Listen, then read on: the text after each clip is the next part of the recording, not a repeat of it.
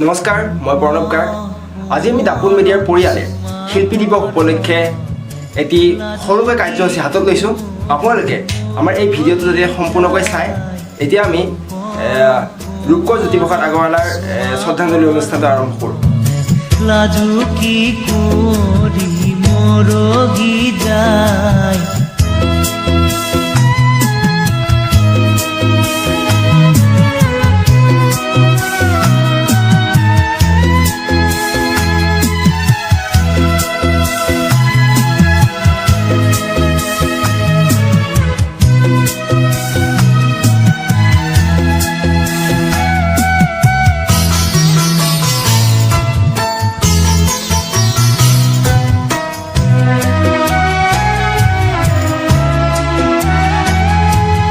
শুনতে শুৱগা আহি সানি দিলে গোলাপী গালতে ৰাঙে চৰাই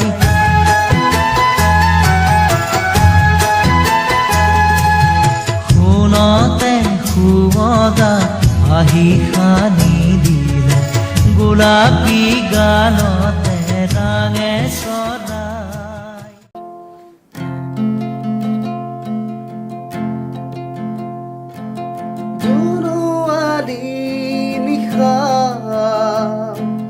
ৰূপোৱালী পোহৰে চকুৰ পাহিত কাৰ ছবি আঁকি যায় জোনোৱালী নিশা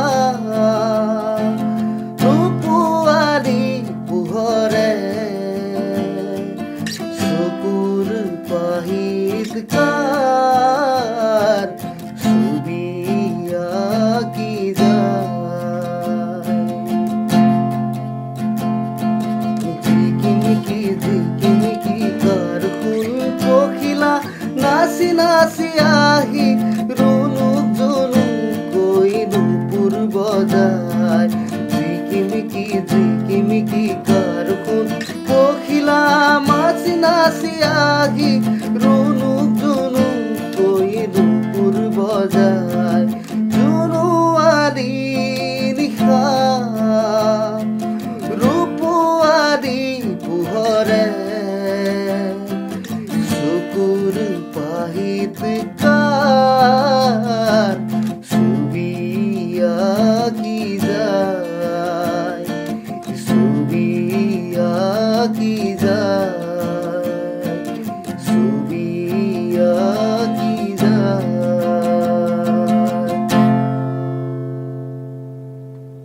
নমস্কাৰ গ্ৰহণ কৰিব। মই ৰিতমে কৈ আছোঁ।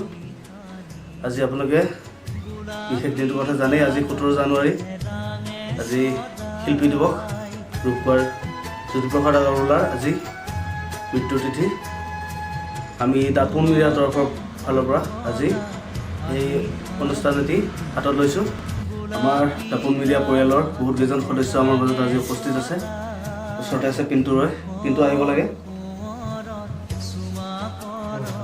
আজি অনুভৱ সঁচাই অতুলনীয়। আমি সকলোৱে ৰূপকোঁৱৰ জ্যোতিপ্ৰসাদ আগৰৱালাক ভালদৰে জানো। আমাৰ অসমৰ চলচ্চিত্ৰ জগতৰ তেখেতে কিদৰে কাম কৰি গৈছিল আৰু তেখেতৰ কি নাম আছে আমি সকলোৱে অৱগত।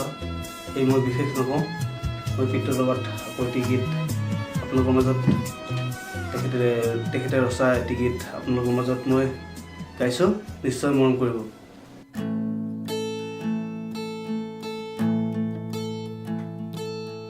গছে গছে পাতি দিলে ফুলৰে শৰাই হীৰা মৰা ফুলৰে শৰাই ফুলৰে শৰাই গছে গছে পাতি দিলে ফুলৰে শৰাই হীৰা মৰা ফুলৰে শৰাই ফুলৰে শৰাই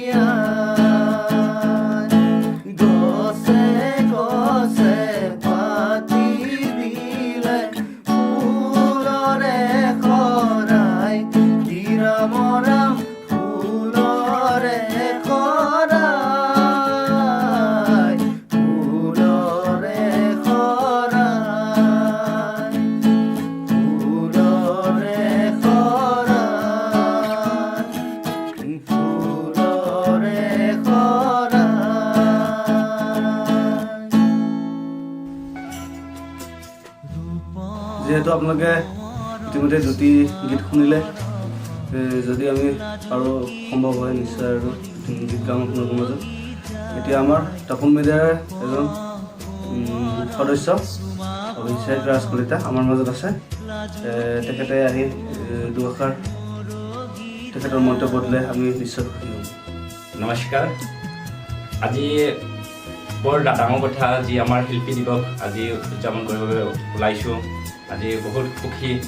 তেওঁ আজি জ্যোতিপ্ৰসাদ আগৰৱালাৰ কথাটো কৈ শেষ কৰিব নোৱাৰিম। যি মহান ব্যক্তি এজন, য'ৰ পৰা আমি আজি শিল্পী দিৱস বা সংগীত আমি শুনিছোঁ, বা যি তেওঁলোকে প্ৰথম ছবি তেওঁ নিৰ্মাণ কৰিছিলে, চাগে আমি তেতিয়াও জন্ম হোৱা নাছিলোঁ, মানে কি জয়মতী ফাৰ্ষ্ট কৰিছিলে, তেওঁৰ বিষয়ে চাগে কৈ শেষ কৰিব নোৱাৰিম। মানে এনেকুৱা মহান ব্যক্তি আজি শ্ৰদ্ধাঞ্জলি আমি জ্বলাবৰ কাৰণে আহিছোঁ সকলো তাপোন মিডিয়াৰ তৰফৰ পৰা। এয়া ৰাইজক আমি এটা মেছেজ দিব বিচাৰিছোঁ যে সকলো গাঁৱৰ পৰা যে মানে যিখিনি শিকিব বিচাৰে তেওঁলোকক শিকক, যে সকলো ছাত্ৰ ছাত্ৰীক শিকাওক, যে সংগীতটো শেষ কৰিব দিব নালাগে, যে সংগীতটো উঠাই আনক। আমাৰ অসমত সংগীতটো বহুত প্ৰয়োজন আছে। আমাৰ জলচিত্ৰ মিছনৰ পৰা জয়মতী বহুত হৈ গ'ল, সেনেকুৱা আমি আকৌ আগবাঢ়ি আহিব লাগিব, সংগীতটো উঠাই আনিব লাগিব। আমাৰ যিকোনো সংগীত আমি শেষ কৰি দিব নালাগে। এইখিনিয়ে কৈ মই মন্তব্য শেষ কৰিছোঁ। আমাৰ আজি অভিষেক দাই প্ৰায় গুৰুত্বপূৰ্ণ কথা ক'লে, তেখেতলৈ বহুত বহুত ধন্যবাদ। সময় যিহেতু খুবেই কম, আমি বেছি দেৰি নকৰোঁ। মই আৰু এটি গীত গাইছোঁ আপোনালোকৰ মাজলৈ, তাৰপিছত আমাৰ আজি অনুষ্ঠানটো তৰে পানি যাবিও বই, তুই তৰে পানি যাবিও বই, সন্ধিয়া লুই তৰ পানি শুনোৱা দি,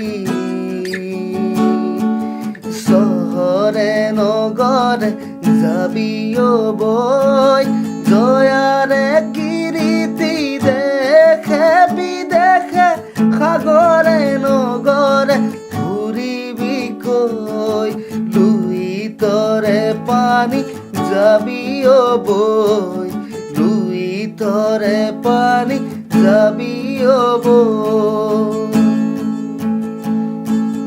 মাটিরে দেহাতি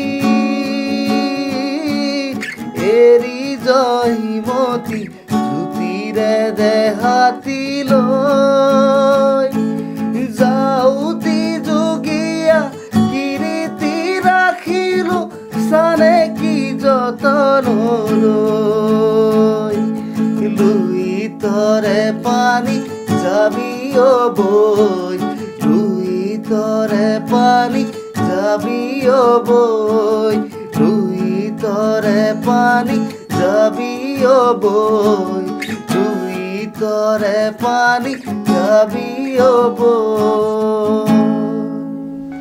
যিহেতু আপোনালোকে আজি আমাৰ সুন্দৰ সুন্দৰ গীতবোৰ উপভোগ কৰিলে, তেখেতৰ এই কালজয়ী গীতবোৰ, আমি অনুষ্ঠানটো বেছি দেৰি নকৰোঁ।